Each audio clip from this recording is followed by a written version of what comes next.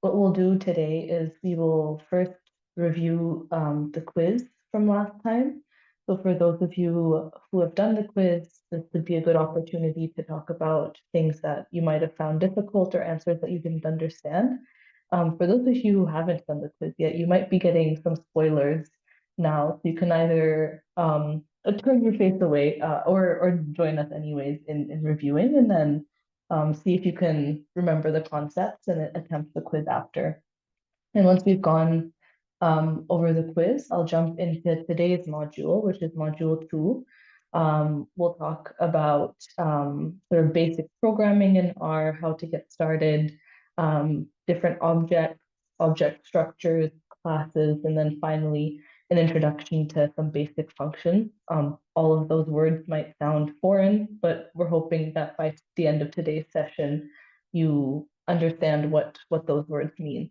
So we really encourage people to follow along. If you do have R in RStudio on your computers, please do open it up and try to follow along, particularly when I jump. You'll see that I'll be jumping between a PowerPoint and my RStudio.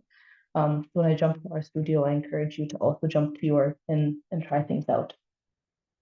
So I'll go ahead and share my screen, and we can, oh, sorry, there's a picture of my sister on the background. We can start off by talking about the first week's quiz. There were 10 questions here. These questions are really just designed to test your understanding of that module's material. Before I jump in, I'll quickly ask, is there anything in particular people wanted to focus on? I'll just focus more on that then. And if not, I'll kind of go over each question.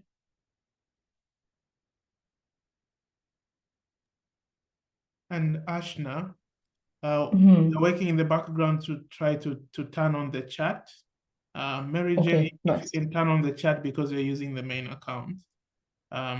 Meanwhile, please just post your question in the Q&A and they will respond. You can also raise your hand and it will turn on your mic and you can ask the question. Perfect. Thank you, thank you. Yeah, just let me know if there's any questions. I don't think I can see hands for Q&As when I share my screen. So over here, the first question was asking about the difference between R and RStudio. So if you remember, those two things are separate and you had to install two different things. So R was the programming language itself. Oh, just kidding, I can't see the chat. And it is working. Nice. So R is the programming language itself, while RStudio is something called the graphical user interface. And that's just a really fancy word to say RStudio is the notebook that you write in, whereas R is the actual writing. And then we had, if you remember, and you'll see again today that RStudio is set up in 4 different panes. So one is called the source pane, where all of your actual documentation and your coding happens. One is the environment pane, where your objects are stored. One's the console pane, which is the engine. And then one's I call it the everything else pane. It's the files, packages, and plots pane. And over here, there's a question asking what the source pane does. The source pane is where actual coding happens. This is where your document lives. This is where you'll be writing all of your code. That's what the source pane is for. Then we had a question about what does clicking this button do? We'll see it again today. Clicking this button opens up a new document in R. Oh, I see we already have a question. How do I remove the number showing on each line in my source pane?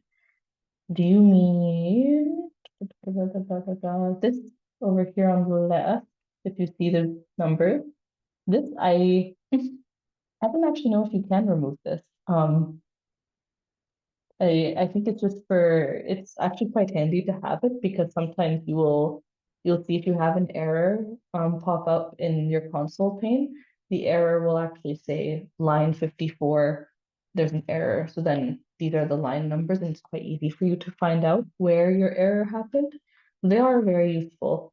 I'm not sure if you can remove them, but if Frank or anybody else knows otherwise, please jump in.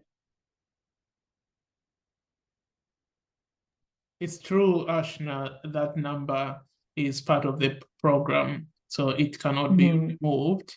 It's, as you said, it's a reference number that will help you to know exactly in which line maybe your code didn't work. There you go. Thank you. I see there is a hand raised. I'll allow you to talk. Yes. Ose, can you voice out your question? You can unmute and then speak.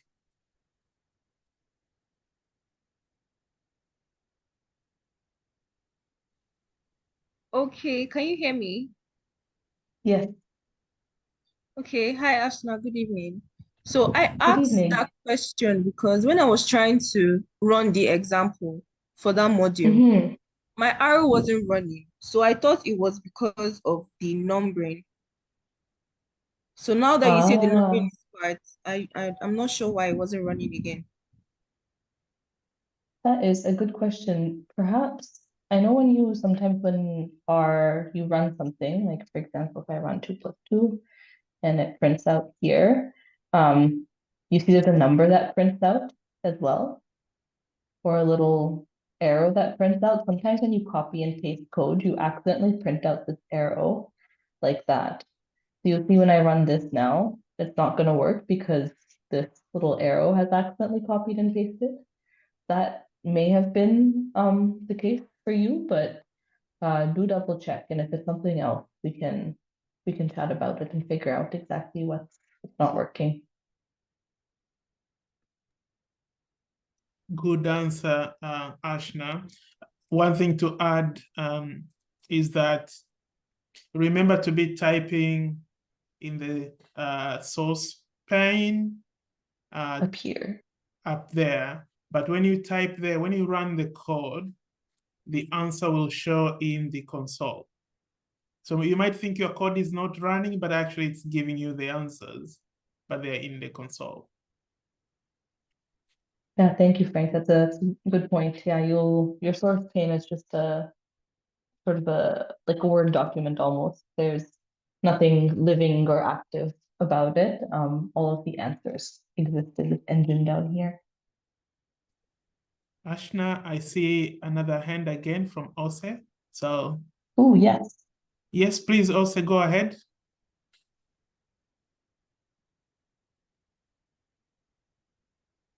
Sorry, it was an error. You've answered my question. Awesome. I see there's a hand from Eric. Eric, go ahead. You can speak.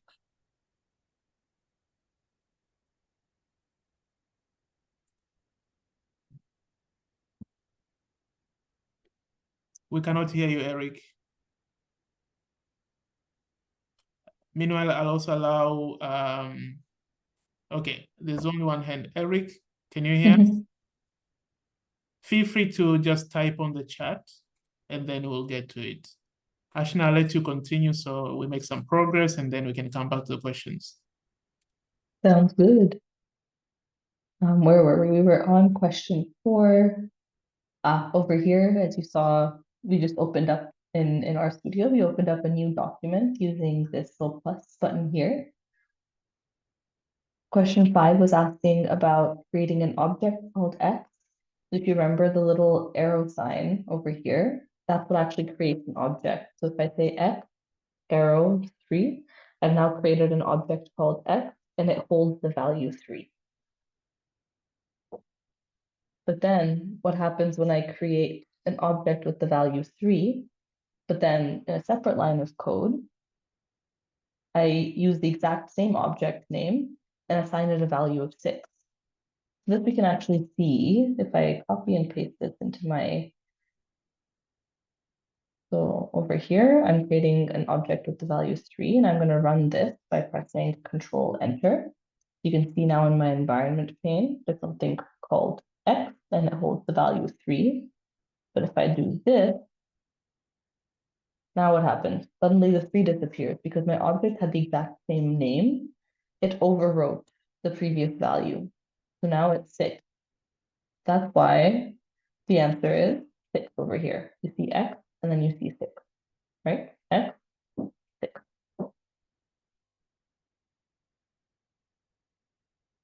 The next question asks, what prints when I run my underscore object after running my underscore object is ball. So this, and I really encourage when you guys are doing the quizzes, this is a good way is just to copy paste and then run it in R and see what happens.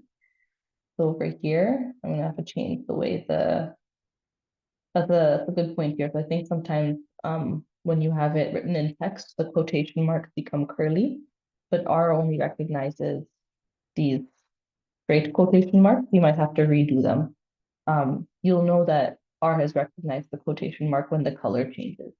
If you recall, before this I had ball like that, and then when I put in the right quotation marks, the colors changed. So if I run this, I now have my object ball in the environment. And what happens when I run my object? This prints out ball. That's why the answer is ball. And I see might be a question in the chat. Eric says, when I type on the source pane and the code does not automatically run on the console, and I have to click on the run current line button. Is there a way to change this? I am on Windows.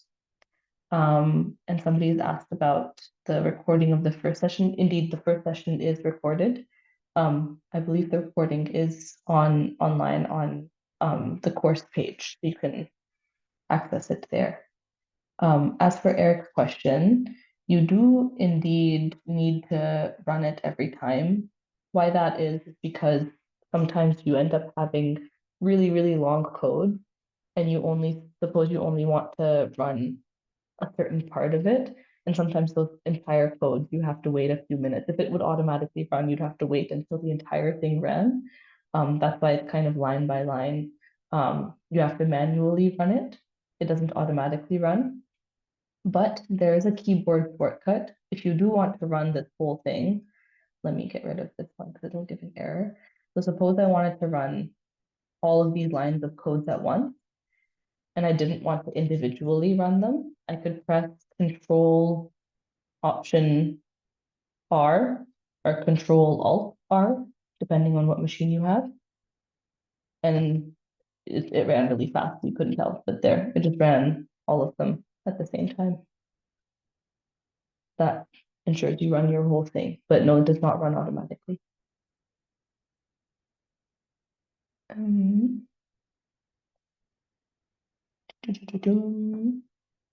I see. There's a Q&A. Can you stress on the quotation marks that are used in R code? Yes, I can. So in R, so by default, when you type quotation marks using your keyboard, whatever, I mean, I think everyone's keyboard only has the one option for quotation marks. They appear as this in R. They're like straight quotation marks, but sometimes when you copy and paste text from other sources, the quotation marks will appear different, and R doesn't recognize those. So it's always a good idea just to redo the quotation marks in R because of the way the coding works over here. It may not make a lot of sense right now, but you'll see that the curly quotation marks sometimes confuse it. It'll end up being an error, and sometimes it's hard to understand why it's throwing an error, but it's because you need to have these other quotation marks here. And these other quotation marks aren't any special key. It's the same quotation mark key on your keyboard results in these. So go ahead and try it on your RStudio and you'll see.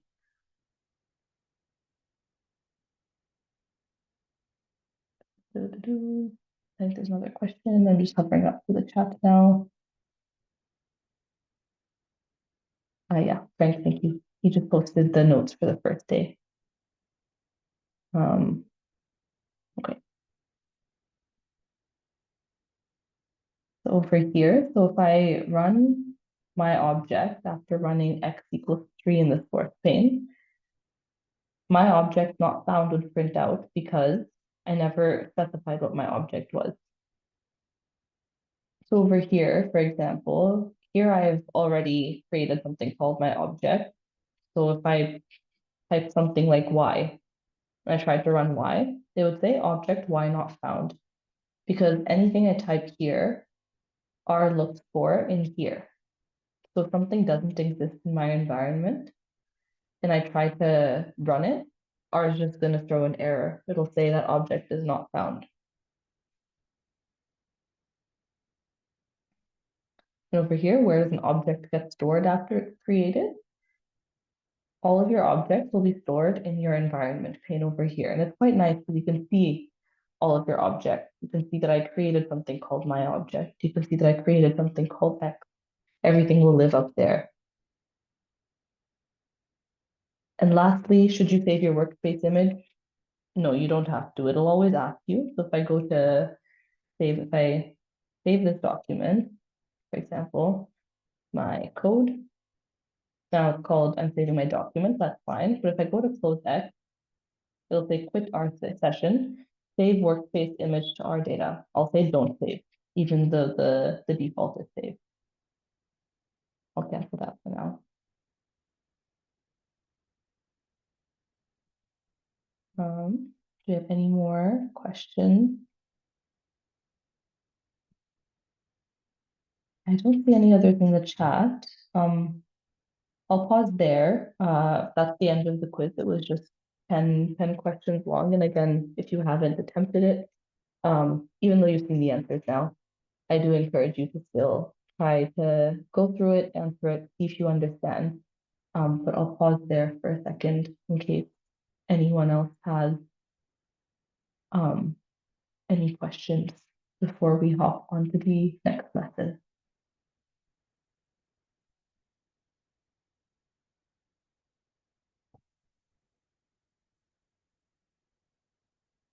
Okay. Please do feel free to post in the chat or the Q&A if you have any other questions.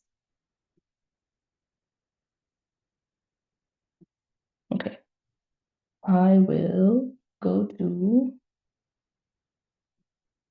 the next module. And for everyone, feel free to raise your hand and we can turn on our mic for you to shout your question. Otherwise, you can also type on the chat or write in the Q&A. Why should we not save the workspace image? It's a good question, Eric. So it's also kind of a trick question. You can save, so basically saving your workspace image, what it does is it saves everything I have created over here.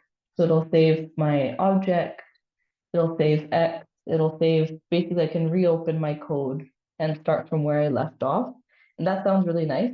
But when your codes get really long and really heavy, saving your workspace image can take up unnecessary space on your computer.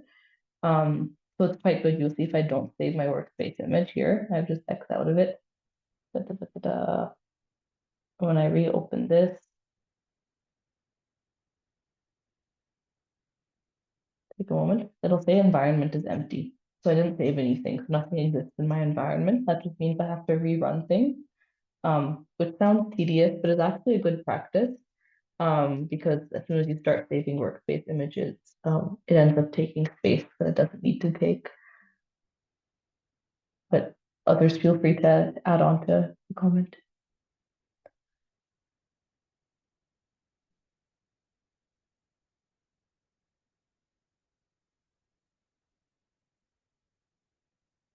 Okay. Just making sure there's nothing in Q&A. Okay. So here I'll hop onto, I'll start from session 2 here. Oh, I forgot there were transitions. Oh yeah, thank you, Duncan. There's a nice keyboard shortcut for the assigning object operator. Just a quick heads up, the content of today's session largely comes from this thing called the FER Handbook, which is a free online resource. Would totally encourage people to take a look at it. It's also a really good R learning tool. So So what we just saw in the quiz and a little bit last time is we saw how to create objects in R. So everything that you create in R is object because R is something called an object-oriented language. This just means that everything you store in R, this can be variables. So what we just made were variables, data sets, even outputs like graphs. These are all objects that are assigned some sort of name and then can be referenced in later commands. Why this is useful, you can imagine, is with the example that we had earlier, suppose I now want to use X in some sort of operation. I can just say the name X and use it, and then I don't have to recreate it every time. I create it once and I can keep using it. So it's a very handy way to code. So an object exists when you have assigned it a value. So when it is assigned a value, it appears in that environment pane, and then you can basically call upon it by its name. You can manipulate it, change it, redefine it, and we'll see how to do that momentarily. So as we said, objects are created by using this operator. In this example, we've created an object called current week, and we've assigned it the value week 10, or 2018, excuse me, week 10. And then this command will print out the value of current week in the console. So for example, over here, this is an object called my ball, or my object. It contains the value ball. Here, I'll rerun this so that we have object stored. So when I run my object, it prints out ball. When I run X, it prints out this, because you can remember I rewrote it. And when I run Y, it doesn't print out anything because I never created an object called Y. However, if I say Y, Frank, what's your favorite fruit? Mango. Mango. Oh, same. In So if I now run Y. in Swahili, we call it embe. Oh, how do I spell that? EMBE. Okay, embe. Yeah. Now that I have created an object called embe and I've named it Y, now I'll be able to run Y because now it exists over here.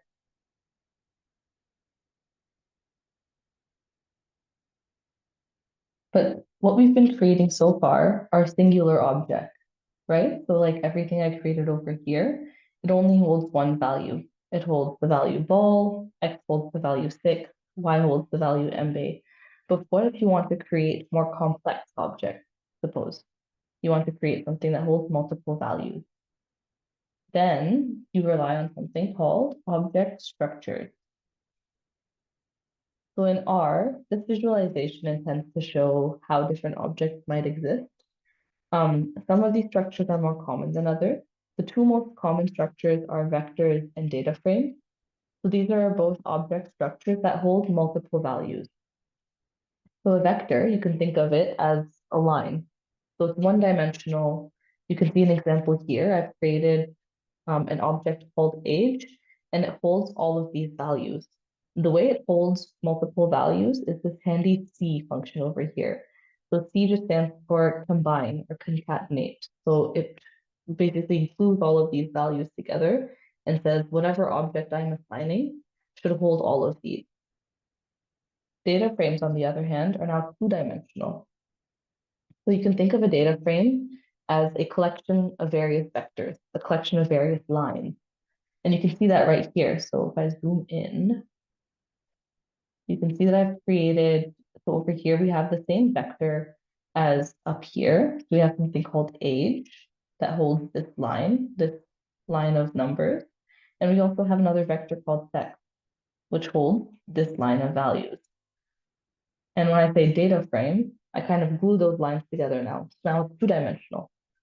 And now it's starting to look more like a data set, right? The cool thing about data frames is that you can see these different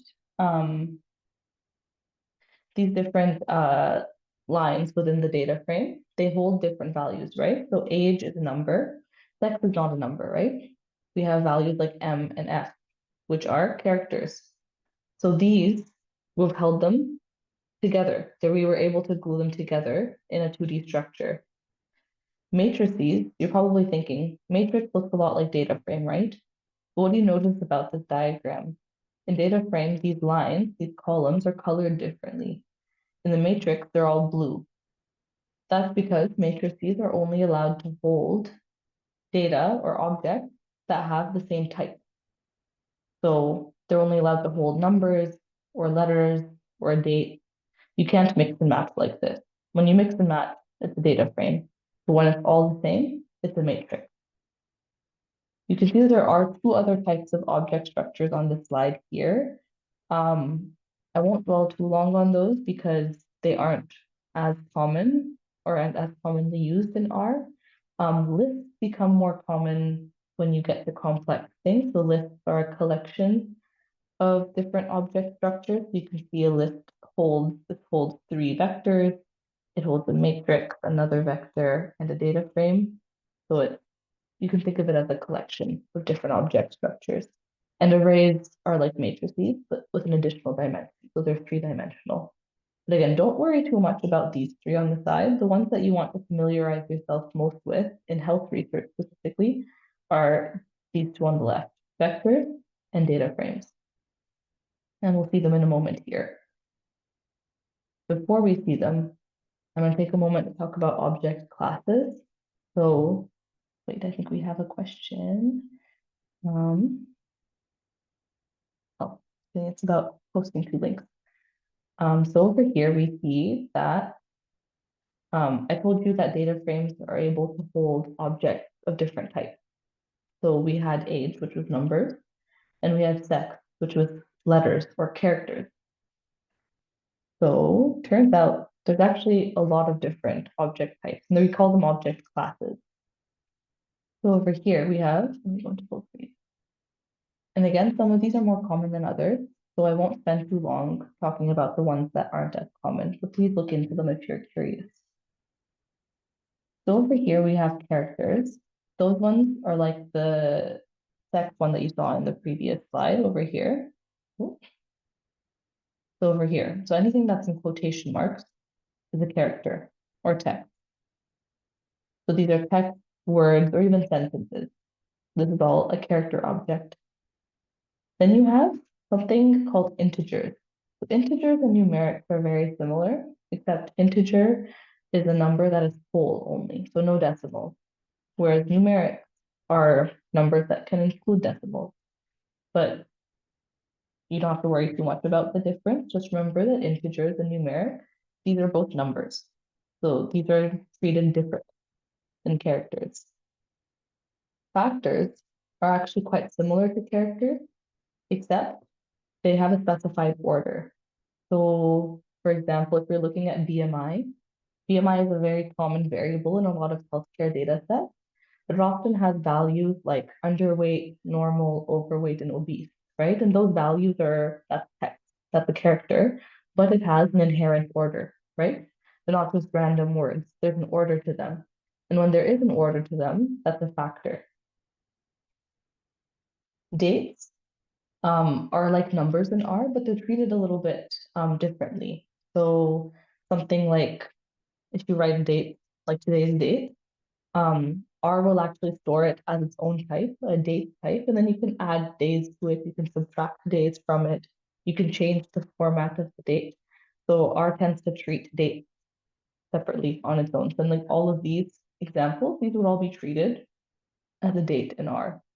And why is it important that dates are treated as their own thing rather than just regular characters or regular text? Well, you can imagine, suppose you have some graph in R that shows the number of influenza cases over time, right? It's important that your x-axis, the time axis, actually is in order, right? So that's why dates are kind of important to be in their own category so that they're ordered as expected. The rest of these I won't really talk about. They aren't as common, or they might be a little bit confusing at this stage, and you might even notice that data frame is both an object class and an object structure. Don't worry too much about that. worry more about these top 5 here because that's what you'll see mostly. These other types aren't as common, but have their own unique properties as well. Let me pause there for a second, just to see if there's any questions. Feel free to raise your hand or hop in the chat. And if there are none, I will ask you a question.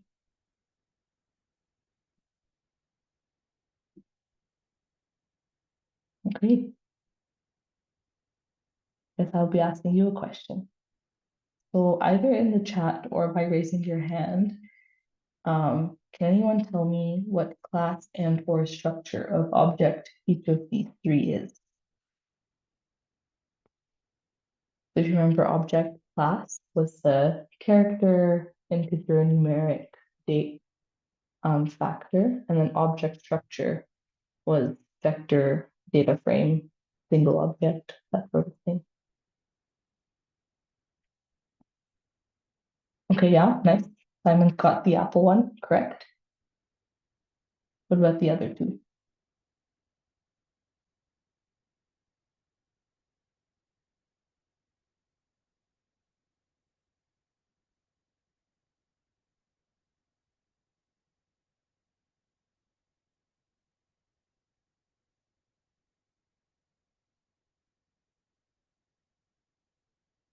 Oh yeah, we got Chioma over here. The second one is a vector, correct?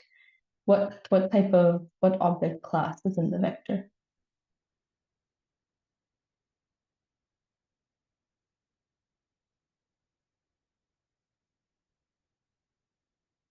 Yep, David's got it. Numeric vector or integer vector if you want to be specific about the not having decimals, but numeric is also correct. And how about that last one? Kind of, it's in the name, but in any case.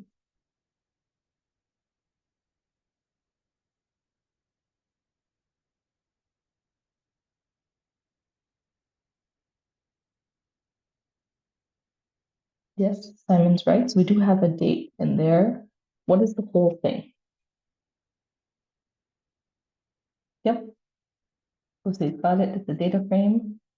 We have a date, and then what are the other 2? Admittedly, I did not tell you much about one of these object classes. So within the data frame, we have 3 different types of object classes.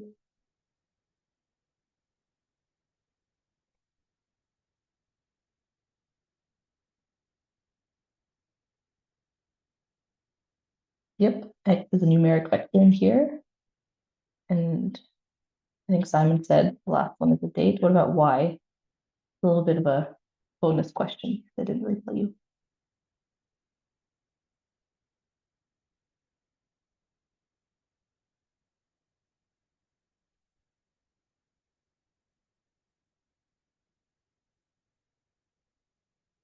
Because it's a bonus question, I will tell you it's a logical, it's called a logical vector over here. Yeah, there we go. Simon's got a like the little thinking emoji. That is correct. So yeah, Apple is a character. Over here, the second one is numeric vector. The third one's a data frame with numeric X, logical Y, and date Z columns. So well done. And why is it, before we hop into indexing, why is it important to be learning all of this? It probably sounds a little bit tedious, right? Why are we considering different object classes? Why is it important? Well, I will show you why it's important. What happens when I say my object plus Y? I'm going to get some error that says I have just tried a non-numeric argument to binary operator. What that means is I have just tried to perform an action that I'm supposed to perform on numbers. And the objects that I have performed them on are not numbers, right? I can't add my object to Y because ball plus embed mango ball cannot happen over there. However, if I create another object called Z, and I assign it a numeric value, and I say X plus Z, and I run that, it won't give me an error because X and Z are numbers and it works fine. So that's why it's important to learn about different object classes or types, because it really does actually, more often than you think, it does lead to errors, because something exists as a text when it's supposed to exist as a number, or vice versa. But leading from that, you can change an object type. So for example, if I had, question, no question. Let me create a vector. I'll just call it age again. And I will do this. Age is 1, 2, 3. And you're probably thinking, why did I put quotation marks on there? I did that on purpose. So you can see if I put class, the way to check what object something is with this function called class. And class is telling me that age is a character vector, but I know that age is a number, and I can actually change what age is. So if I say age, I'm overwriting, you can see now I'm overwriting age as numeric age. So this as numeric is taking age and turning it into a number over here. So if I run this, now what do you see in my environment pane? It went from CHR to previously, it was CHR 1, 2, 3. And now if I did as numeric, now it's num 1, 2, 3. Now let me just make sure if I run class age, now it's numeric. And vice versa, if I want to change, suppose I wanted to change Z into something else, I can say Z equals as character. Ooh, Z. And now the character, you can see now it's got little quotation marks around it. But now I can't really add. If I try to run X plus Z again, if I try to run that again, now it's going to give me an error because I changed the class of Z to a character. I can no longer treat it like a number. I will pause there to see if there's any questions. Any questions? And if there aren't, we can move on to the next piece. And the way you'll see in the online module, there are more things for you to try. Changing different object types, running different things, seeing what errors you get. This all comes with practice. So we do encourage trying those modules, online modules at home, and seeing how different errors go about based on what object classes you have.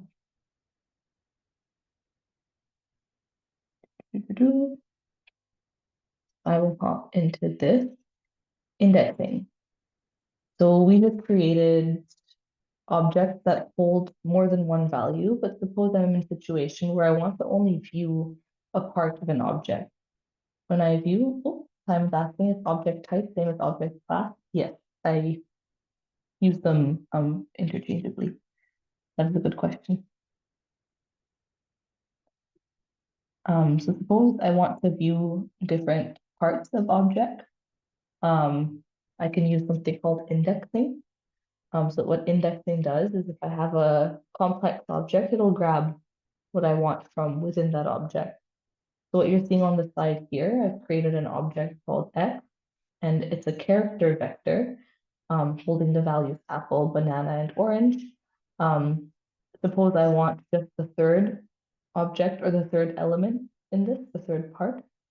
I can use these square brackets and type the number 3, and that'll pull out what's in the third position. We'll pull out orange. On data frames, I can use the square bracket, or I can use a little $sign. And I'll show you in a moment how that works. But because the data frame is now 2-dimensional, I have to specify both row and column. And the convention is I specify row first and then column, and then it'll print out the value. I'll show you an example in a moment. When indexing an object of a list class, you end up using double brackets, but don't worry too much about that for now because we won't be dealing with lists for a while. Just to say that it's a little bit different indexing lists. Leah is asking, in the data frame, date was stored the same way as character using quotation marks.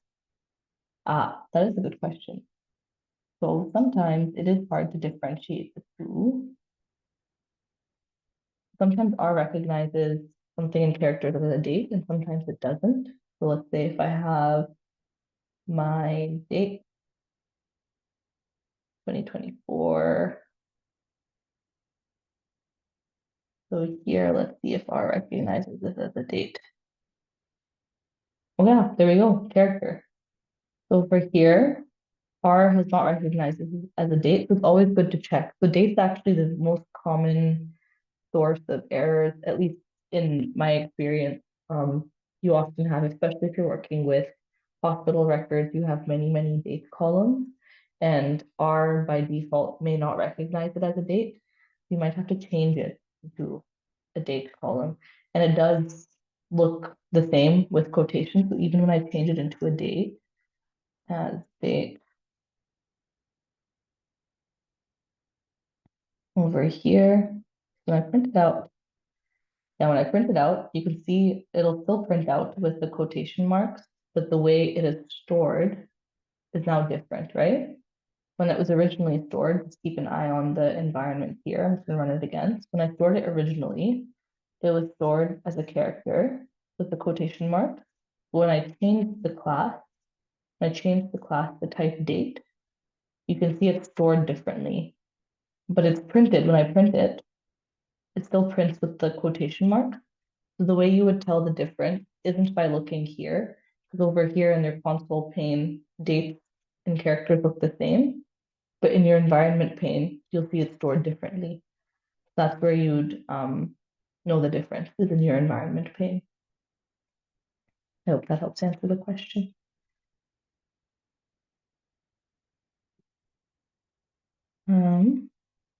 Okay, we're talking about indexing, and I'll quickly show you what I mean by indexing. So I've got my age vector here. Actually, yes. You have a question. Yes. Simon is asking, is object type same as object class? Oh, yes. It is. I use it interchangeably, type and class. Okay. I actually didn't know. I was like wondering, is it the same thing or different? But it was my good guess, it's the same. There you go, Simon. Yeah. That's the answer. I wonder is there I think I say class because the function is called class. I don't know if there's a function called type. I don't know. No, there's. Yeah. So I think you can say it's because I think we learn data types in statistics or statistics, which is equivalent to class when it comes to programming. Yeah. So I think biostat or statistics this so many years ago, they say data types, but I think it just means class. Exactly. Yeah, the change in language is sometimes a little bit confusing. Exactly. But it is in the end the same thing.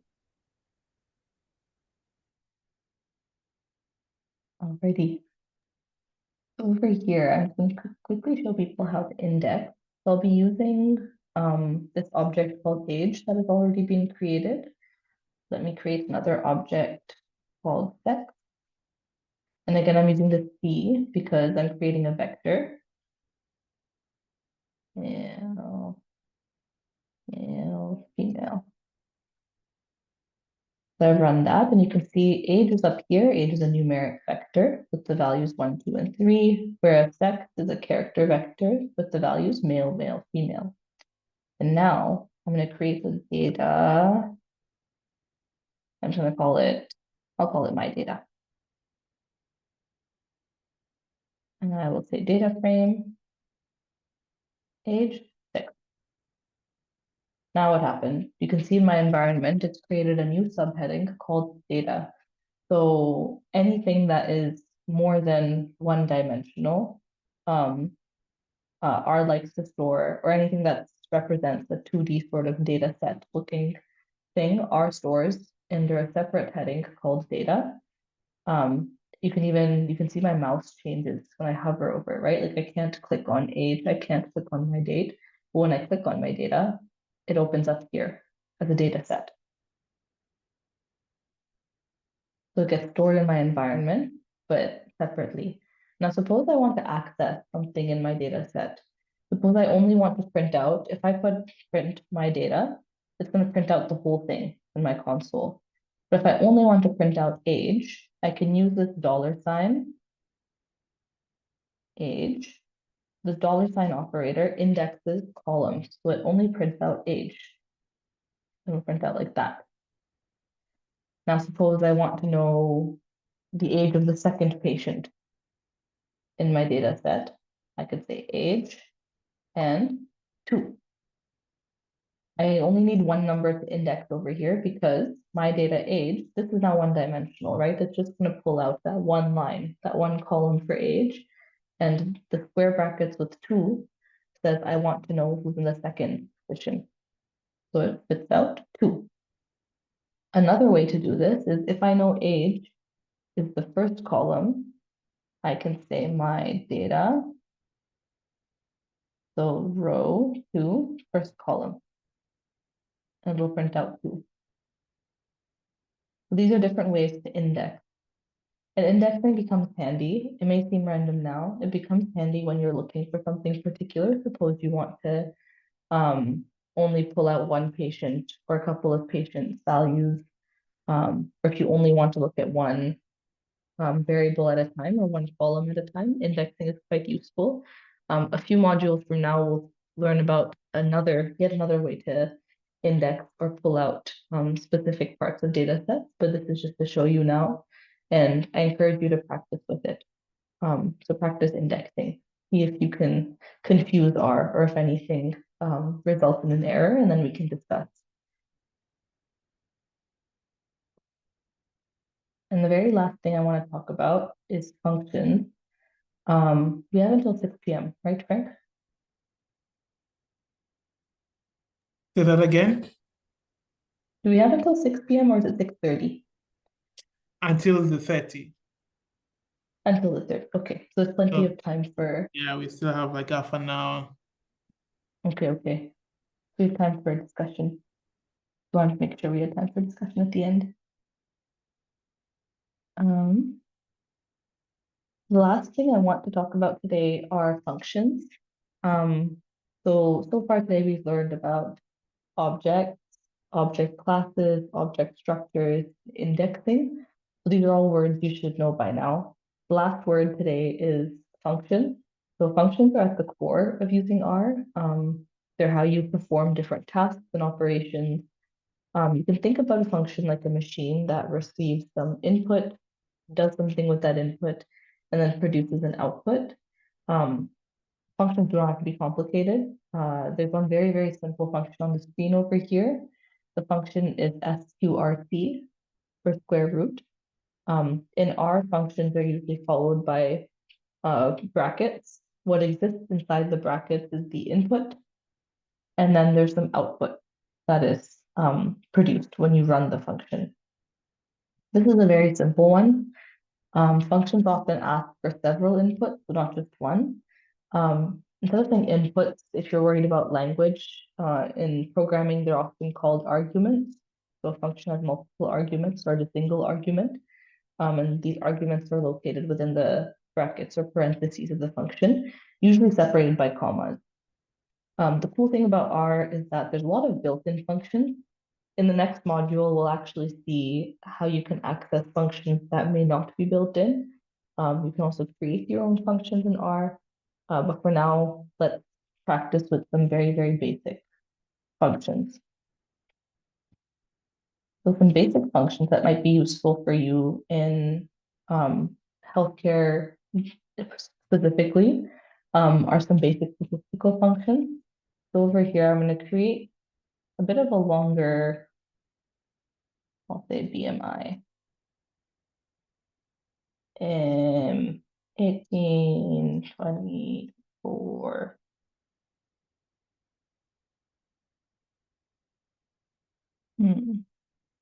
Okay. Here I've created a numeric vector for an integer vector called BMI. I ran it, so it's stored in my environment here. It has 7 different values representing the body mass index of 7 patients, totally made up patients. Now suppose I want to know what the average BMI is in my data set. A very, very simple function in R is mean. It's a mean BMI is 21.57. And if I want to know the spread of the BMI, standard deviation, SD, it's another very simple function. So SD is 3.1.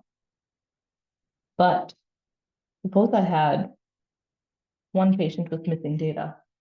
So NA in R, NA means a blank. So this is missing data.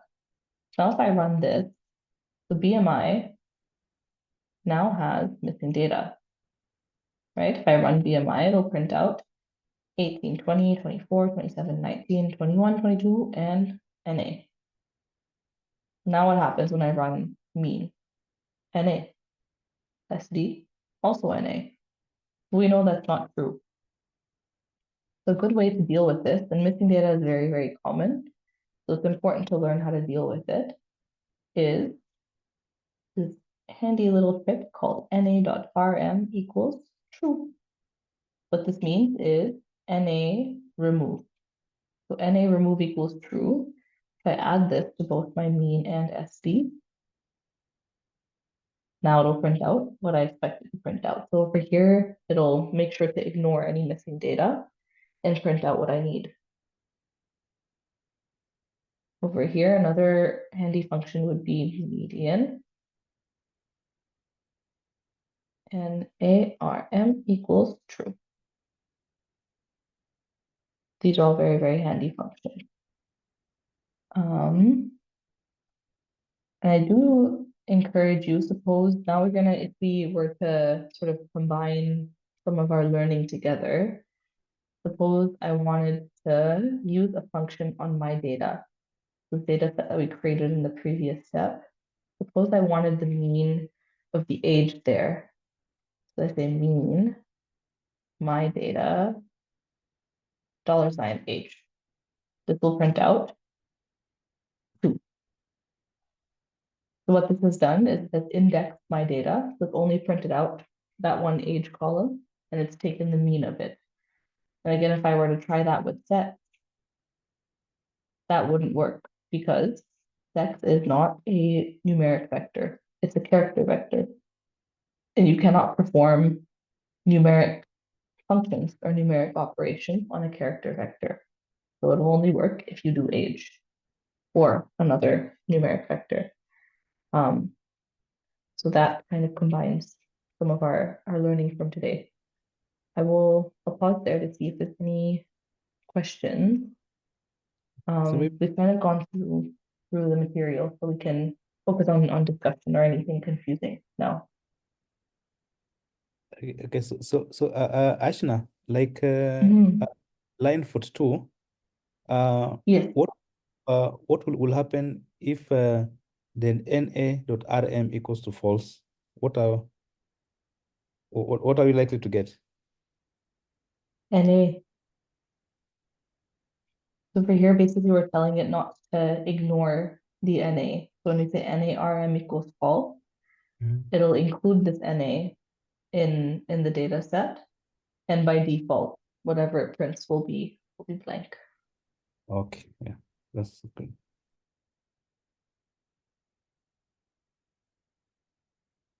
Are there any other questions? How do I know? That's from me, Ashna. Right. how do I know what code to type? Like to remove NA, you typed NA.RIM equals true. How do I know as a beginner where to find such a code? That's a really good question. I should have started the session with this. So anyone who says they're good at coding is actually really just good at Googling.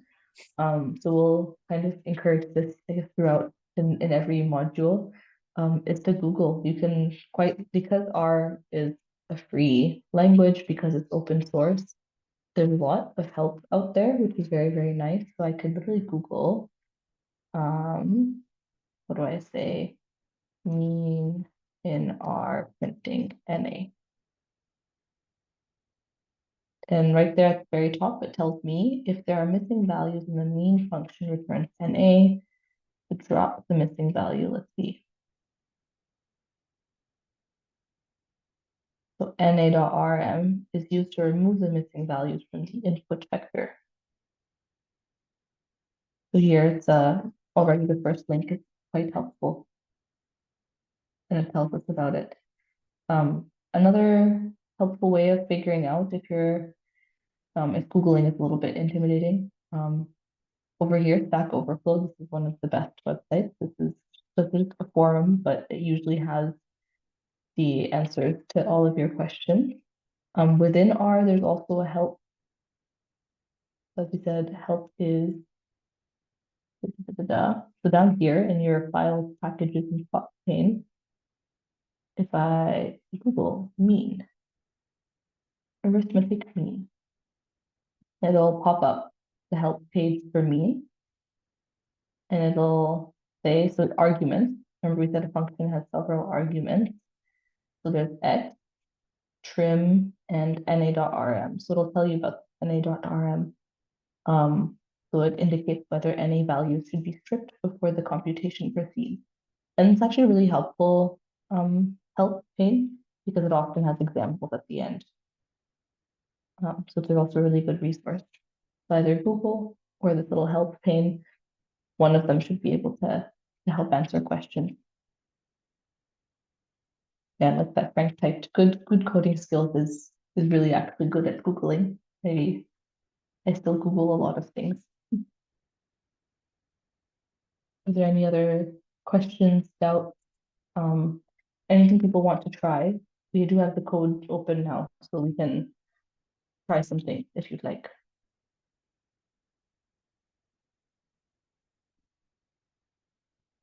Let's see, Leah has asked, oh yeah, I think Frank has answered Leah.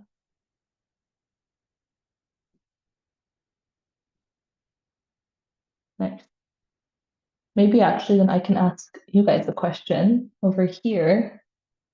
So how would I, if I wanted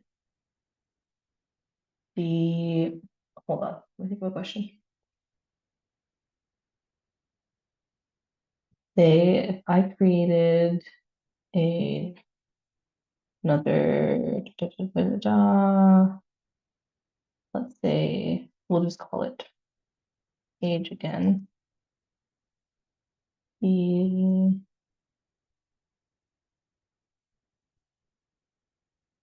1, 2, 3, 4, 5, 6, 7, 8. And let's say my data 2, data frame, age, BMI. So here I'm creating another data set called my data 2. Over here, it's got age and BMI. I have 8 patients in it. What do I type? I'm gonna try to hide strategically. What would I type if I wanted to find the median age of this data set? You can either type it in the chat. So how do I find the median age of patient in my data? You can type it in the chat or you can raise your hand and unmute.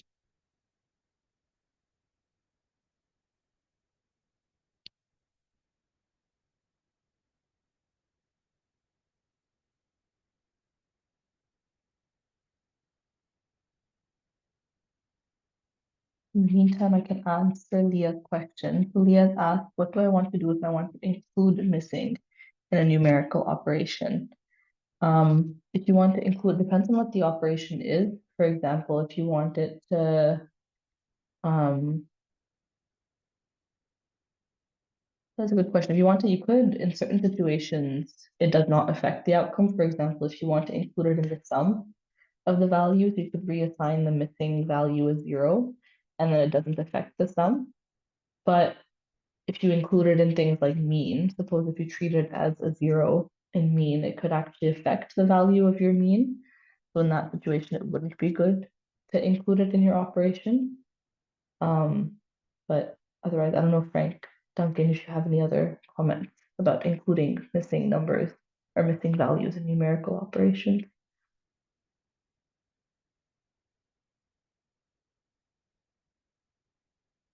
Normally, if you just do the NARM equals false, as we tried up here.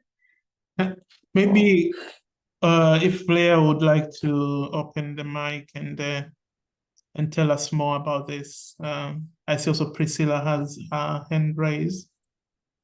I'll try to look for Leah first, and then we can have Priscilla. Can you tell us how you wish to use the NA in your operation?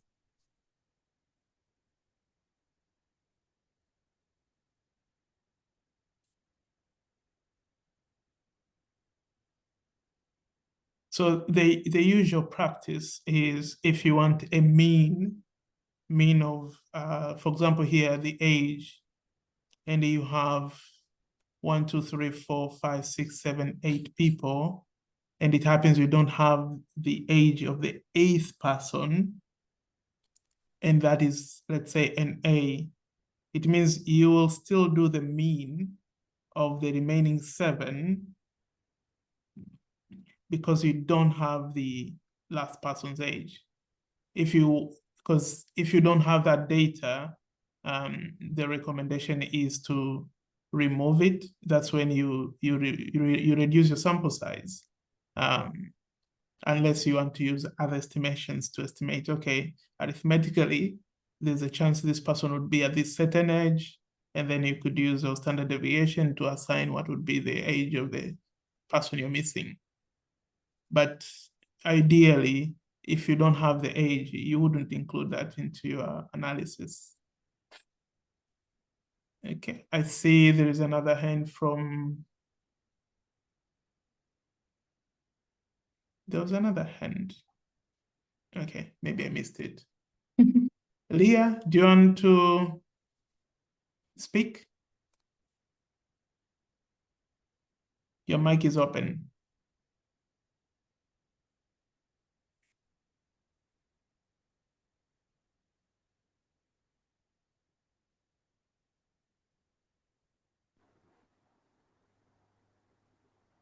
Okay. There's no All other. good. All good, all good. I see Jose has given an answer in the chat for this question. Let us try it out. I'm going to run this. I said no. Why do you think I got that value? So there's some error over here. Take a look at my data too. The column names are age and BMI, but this is returning no. Does anyone know why that's the case?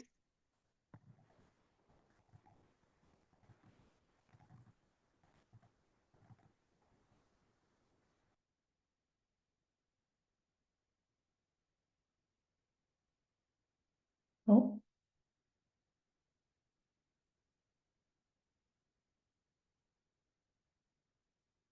While people are thinking about this, you can answer Noura's question.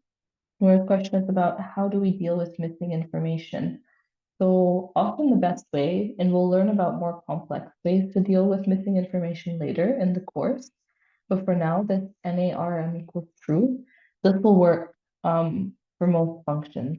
So if you put within the function the argument NARM equals true, that function will deal with the missing values. So it'll perform the function without missing information. So it'll exclude any NAs and perform the function otherwise.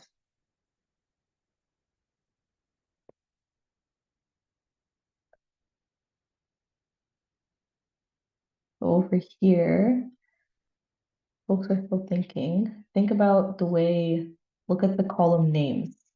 So how are we spelling this? Remember, R is case sensitive. And because R is case sensitive, it will not find age here. So if I want to run just my data to equals age, if I run just that, it prints out null because it was not able to find the age column because it's looking for an age column that starts with a capital A. So we'll have to change this to age. And now it'll work as expected. So R is case sensitive. So to make sure that you're typing in the column names exactly as written. Now, what if I want to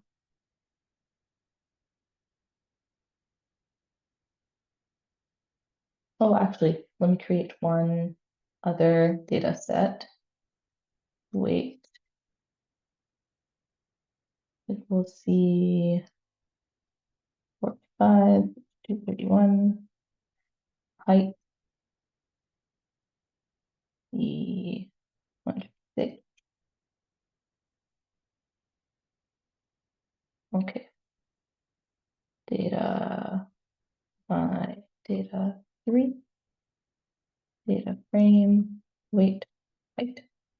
So here I've created a numeric vector called weight, another one called height, and I'm creating a data set called my data 3, which I will open. And it has weight and height over here. And let's say I want to calculate BMI. If I'm remembering correctly, what is, hold on, formula for BMI? kg divided by meters squared. Okay. So BMI, kg, meters squared. So suppose my weight is already in kilograms. My height is in centimeters, though. A cool operation you can do with numeric vectors is you can actually multiply the entire vector by a number, or you can divide the entire vector by a number. So if I say height, so if I want to go from centimeters to meters, I can say height is height divided by 100. And now height, if I print out, will be my height in meters. So even though height was a vector that contained 3 different values, if I say height divided by 100, it'll divide each of those 3 values by 100.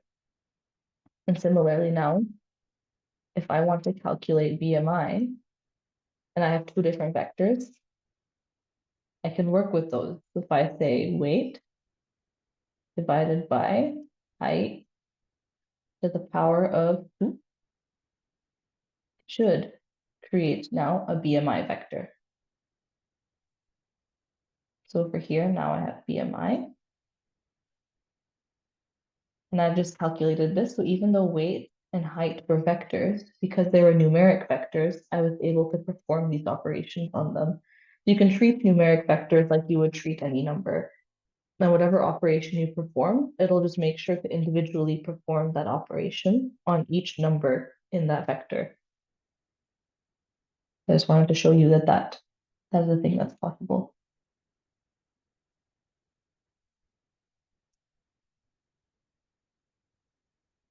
And suppose you wanted to add, now that we have a BMI column, how do I add BMI? Or how do I create a data frame with weight, height, and BMI? considering weight, height, and BMI as 3 separate numeric vectors, how would I create a data frame with the 3 of them? You can either type it in the chat, the Q&A, or raise your hand.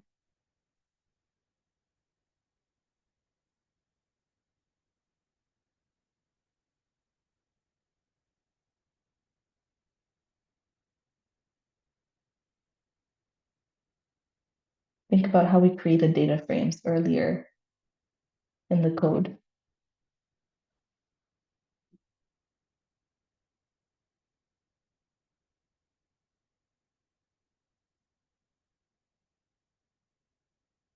I'll call it my data 4. What do I have to type here?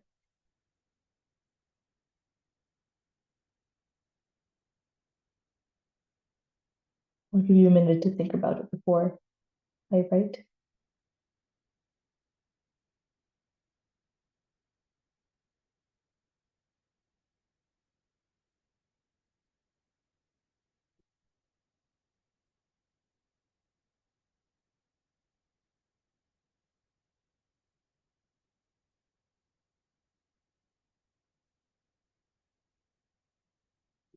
Oh, hey, nice.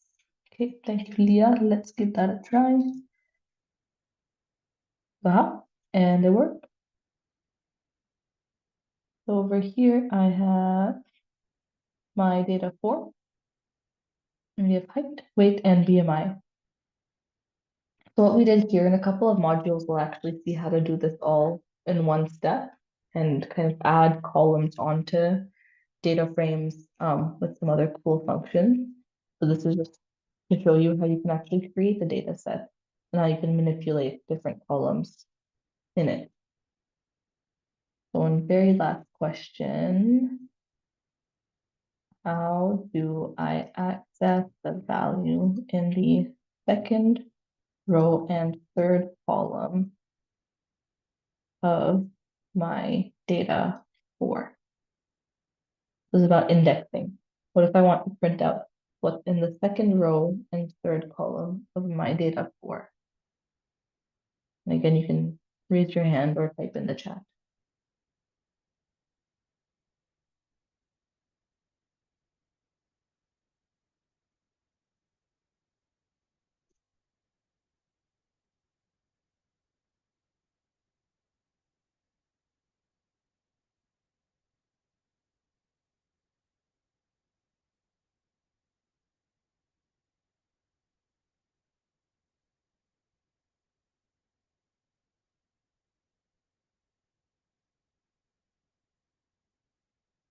Just remember, there are a couple of different ways to index my data. Leah has answered this. Let's see. So this one, there are two different things in this one we have to fix.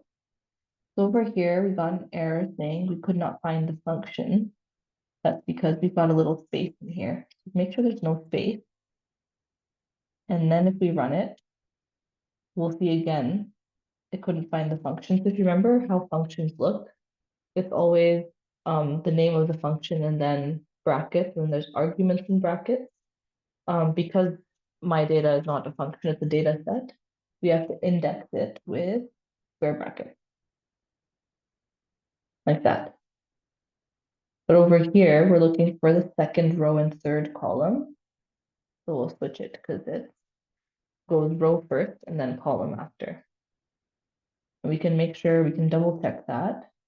So my data for the second row, third column is BMI. So we should get 19.56. That's how you do it with the square bracket. And then row before column. I think there's somebody in the Q&A. I'm saying in the environment pane, I can see 3 observations of 3 variables. Please, where is the variable name and where is the variable in the data frame? Okay. So R likes to use variables to represent columns. So over here, if I look at my data 4, 3 observations. So observations refers to the number of rows in your data set or the number of patients in your data set. So over here, we have 3 observations, meaning 3 rows. And variables refers to the columns. So we have one variable for height, weight, and BMI. Variable is just the sort of programming term for column.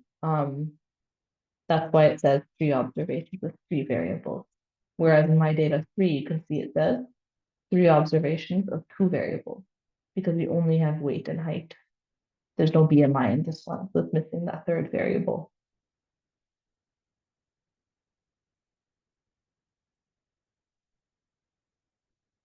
Hope that answers your question.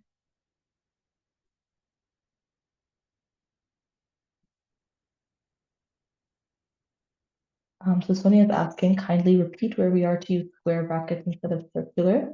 So circular brackets are used when you have some sort of function. So C over here is a function that creates vectors. So everything inside that is an argument in that function, and I'm using curvy or circular brackets for that. Similarly here, data frame is a function, and I'm using circular brackets there. Mean is a function.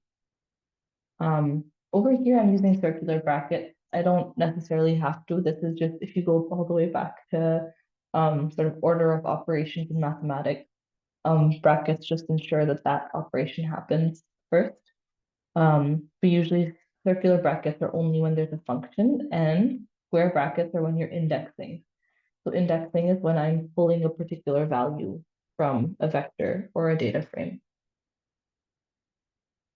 And Simon's asking, what is the function of this number sign? So that's a really good question. Number signs indicate that there's a comment. So over here, so anything that follows a number sign, anything that follows a number sign is a comment. And comments are not run. So these are not code. These are just me typing regular text. We really do encourage commenting. It's very, very good practice in code because you can actually use it to explain why you're doing something. So anything that follows, oh yeah, thank you, this is Patrick, I think. So anything, if I try to run this line, it's not going to do anything. It'll just run the comment itself. So it's not actual code, it's just text or comment. So if you have any other questions, we want to remind you that you can ask questions directly on Afredac as well. And I can show you, I can see we're going to wrap up in a few minutes, so definitely ask any more questions that you have. But suppose you have more questions, you can ask it on our page over here. Hold on, let me go to the forum.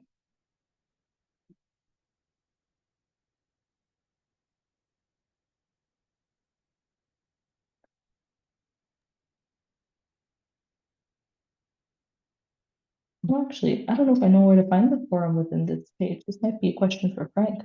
Yeah, so just go to the communities. Just click that Okay. up there. So if you are a member of ARA for Fun Club, you just click there. I think almost all of you have been enrolled directly to ARA for Fun. And you'll see that we have discussions, and one member of our team is posting frequently asked questions. And there are even previous questions before you joined. So you can just type a discussion. Maybe Ashna, you can just show. So let's say someone is asking, how do I save my work after writing all the codes? With my discussion content, I've just created an art script.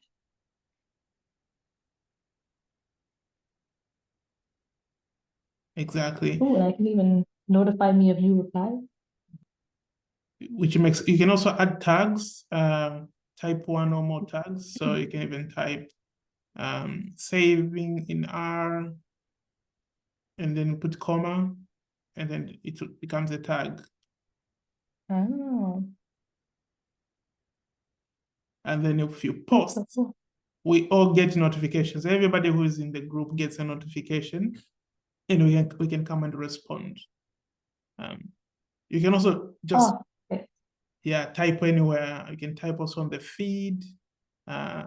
Anyone who is online will see your question and they can come and respond.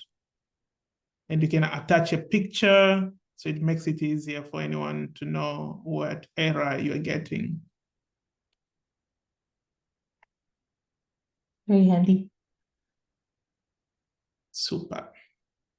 Yay. If anyone's not a part of the R for Fun Club, you can, I think everyone should be. Where a lot of our material lives. You can join it if you have not joined it otherwise. So we have set automatically all members who join the FAMSA group. Oh, nice. If you select communities and FAMSA there, so you can also just type directly on FAMSA. Oh, Ashna, you need to accept your invitation.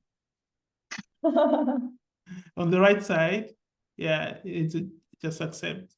And then there you go. Yeah, so in the community, you can also just post it on FAMSA group. We'll also be able to see it and come and respond. Also, there's a discussion in there. If you don't want everyone to see Nara for fun and you just want to post it there.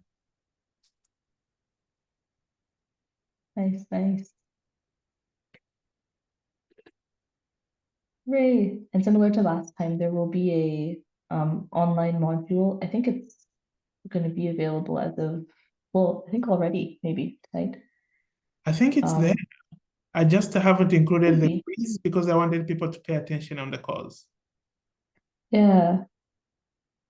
I think 2 lessons. It should be there. Yeah, there we go. So there's module 2, which will take you through the similar content that we covered today, and then similar to module 1, there should be a quiz in a bit, just to test your learning. And next time when we meet, we'll go over the quiz to see if there are any questions or difficulties.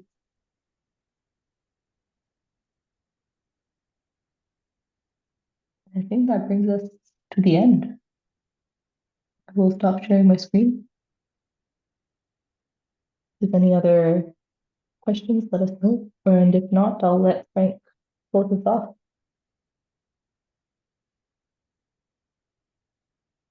That has been wonderful, Ashna.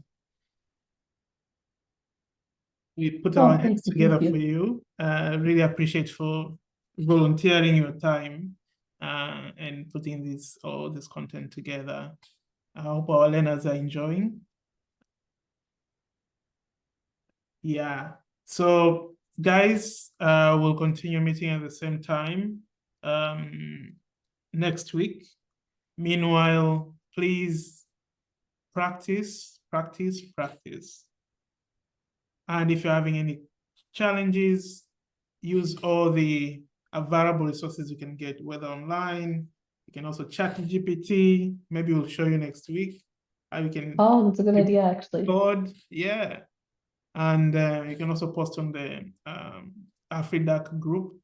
You can invite more of your friends to join as well. It's a journey better shared together.